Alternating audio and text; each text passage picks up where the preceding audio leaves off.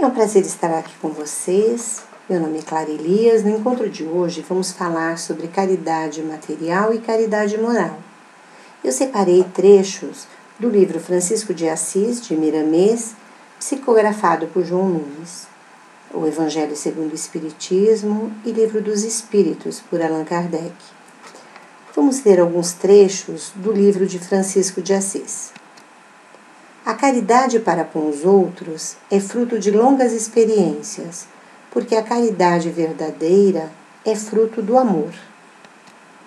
Não exige para não perder a alegria, não ofende para não perder a paz, não violenta para não perder o equilíbrio, não é maledicente para não frustrar a bondade, não arde em ciúmes para não aborrecer ninguém, não duvida das coisas de Deus para não esquecer a esperança, cumpre o seu dever ao que foi chamada para não se submeter ao tribunal da consciência. A caridade para com os outros começa com o respeito aos direitos alheios, ajudando todas as criaturas, onde quer que seja, dentro de nossas forças. E ela nunca reclama, nunca maldiz, nunca se revolta, nunca pede para si, nunca injuria, nunca se entristece. Ela é um sol de Deus que nunca se apagará. Miramês nos fala de exemplos impecáveis de atitude, como respeito e com uma amplitude enorme, quando diz que devemos ajudar a todas as criaturas, onde quer que seja e dentro de nossas forças, e sobretudo que a caridade nada pede em troca, nenhum tipo de reconhecimento. E, meus irmãos, como é difícil para nós trabalharmos sem reconhecimento dos homens, mas ela nos oferece um reconhecimento muito maior, que é o reconhecimento de Deus. No Evangelho segundo o Espiritismo, o capítulo 13, itens 9 e 10, nos fala sobre a caridade material e a caridade moral, ambas necessárias a serem praticadas. A caridade material é auxiliar nossos irmãos que passam pela prova da pobreza, dar alimento a quem tem fome, agasalhar a quem tem frio, amenizar o quanto possível as provações materiais daqueles que sofrem.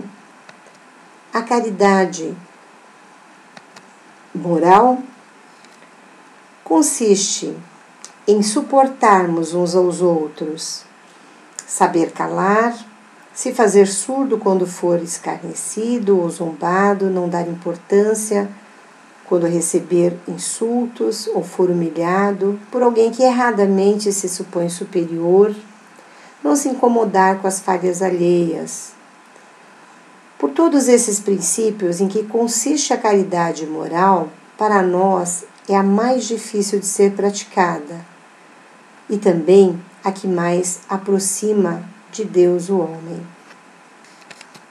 Caridade moral, fazer aos outros aquilo que gostaríamos que nos fizessem. Prática da caridade moral, ela pode ser feita por pensamentos, palavras, ações e orações. Por pensamento, desejando sempre a bênção de Deus ao nosso próximo, mas sobretudo aqueles que nos perseguem. Sempre pensar no bem, nas coisas positivas da vida, olvidando os momentos infelizes. Por que devemos esquecer esses eventos infelizes? Se cada criatura assimila forças superiores ou inferiores com as quais se sintoniza, devemos sempre nos sintonizar no bem e nas coisas positivas da vida. Caridade por palavras. A palavra é uma ferramenta que pode e que deve ser usada sempre ao serviço do bem. Devemos dirigir palavras de consolo, de esperança, acolhimento, afetuosidade, compreensão. Devemos silenciar quando não podemos ajudar ou quando intenta dirigir palavras que fira alguém. seja na sua sensibilidade, vulnerabilidade, fragilidade, fraqueza. Devemos ter a disciplina de nos calar. Vale a regra: se eu não fico feliz quando falam mal de mim ou me criticam, não devo falar mal dos outros, nem tampouco criticá-los. Caridade por ações. Ofertarmos um pouco de nós, do nosso tempo, de nossa dedicação em prol de nosso semelhante. Então, devemos nos enquadrar em algum grupo de trabalho, nos grupos sociais que frequentamos, onde possamos ofertar-nos esse nosso tempo, essa nossa dedicação, não somente em prol do nosso semelhante, mas em prol de nós mesmos, pois esses trabalhos são extremamente gratificantes. Neste momento de pandemia, podemos fazer tanta coisa por nossos amigos, por vizinhos, por parentes em dificuldade de locomoção, mesmo sem sairmos de casa. Podemos baixar aplicativos, auxiliá-los com essa tecnologia que veio para ficar. E assim, facilitar algumas tarefas deles, como entrega de compras em casa. Podemos ainda cuidar dos locais ao nosso entorno, como praças, ruas, as nossas praias. Atitudes delicadas e generosas são inspiradoras para nós e para as pessoas que convivem conosco. Ações no bem geram sentimentos de bem-estar maravilhosos. E na parte de caridade por ações, aqui vale falarmos sobre a caridade dentro de nossas casas, porque há pessoas que são um poço de calma, de ternura, de gentileza, fora de casa, e dentro de casa são verdadeiros tiranos ou tiranas. Devemos nos esforçar para sermos respeitados, queridos e amados em nossas casas, lembrando sempre que o lar é um instituto sagrado, primeiro posto de trabalho confiado por Deus a nós, onde devemos exercitar todos os tipos de caridade, por pensamentos, por palavras, por ações. Caridade por orações. Esse instrumento divino que nos conecta a Deus, a Jesus, à espiritualidade, aos nossos mentores, nos dá infinitas possibilidades de doações. Pedir a Deus que dê forças a nossos familiares, amigos, inimigos, fazermos preces de paz, orar por todas as pessoas que se encontram em sofrimento, por aquelas que perderam entes queridos, por aquelas que estão doentes, por as que estão passando por dificuldades, que possamos diariamente orar por nossos irmãos, especialmente pelos mais necessitados, e também pelas pessoas que nos desprezam, especialmente aqueles parentes tão difíceis que reencarnamos juntos novamente nesta jornada e que não conseguimos nos ajustar plenamente. No Livro dos Espíritos, na questão 886, foi perguntado qual o verdadeiro sentido da palavra caridade, como a entendia Jesus. E a resposta é que é benevolência para com todos, indulgência para com as imperfeições alheias e perdão das ofensas. Benevolência que se exprime na boa vontade e na disposição para a prática do bem. Exercitamos a benevolência no trabalho em favor do semelhante. Indulgência é a clemência, é a misericórdia para com as imperfeições alheias.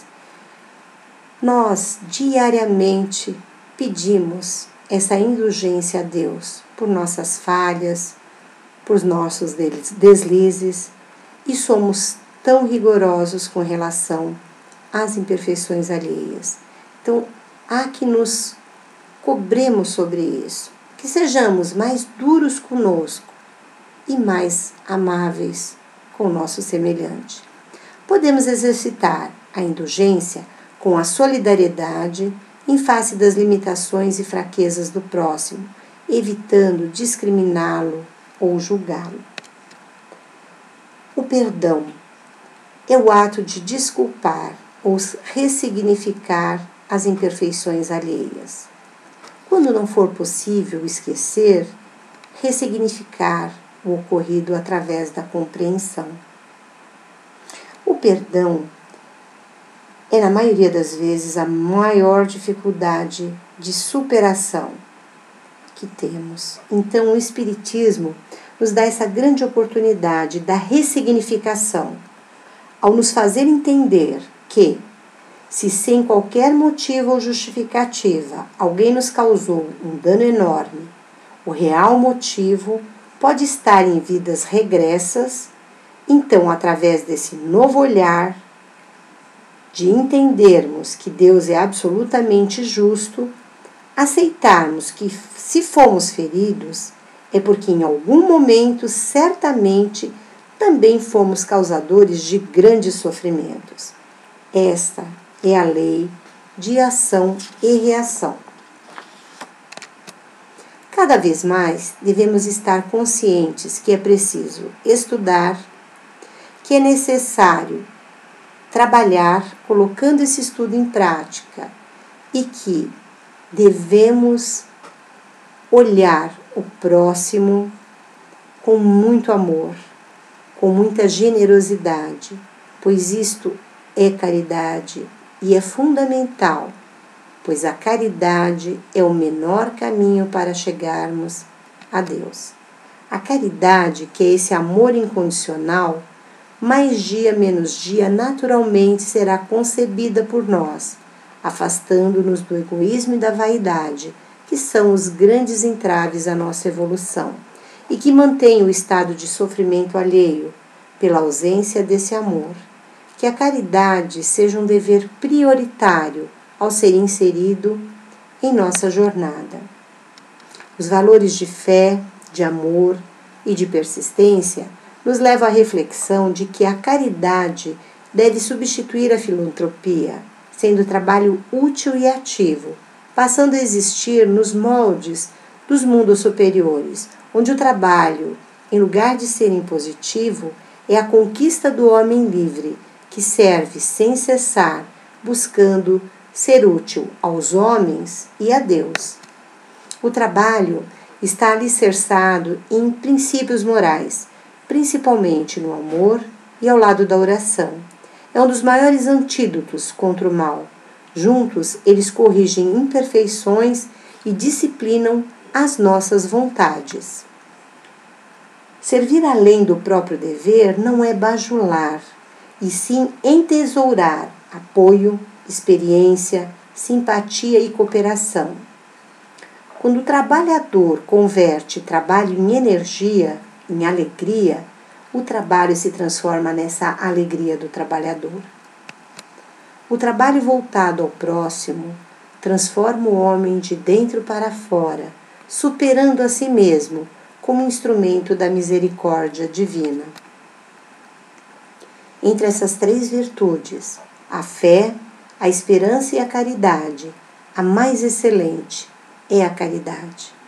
Coloca assim, sem equívocos, a caridade acima da própria fé, porque a caridade está ao alcance de todos, do ignorante e do sábio, do rico e do pobre, e porque independente de toda crença particular. Evangelho segundo o Espiritismo. Que possamos, meus irmãos, trabalhar essa virtude, a caridade, que é a âncora eterna de salvação em todos os mundos, tão exemplificada por Jesus e exercida por avatares que ele nos enviou. Então, não nos falta um exemplo.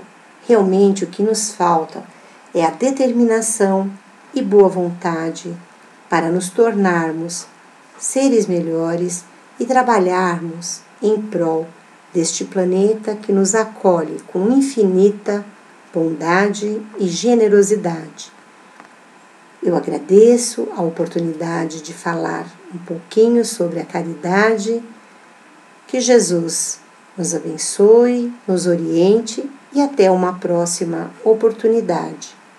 Muito obrigada a todos.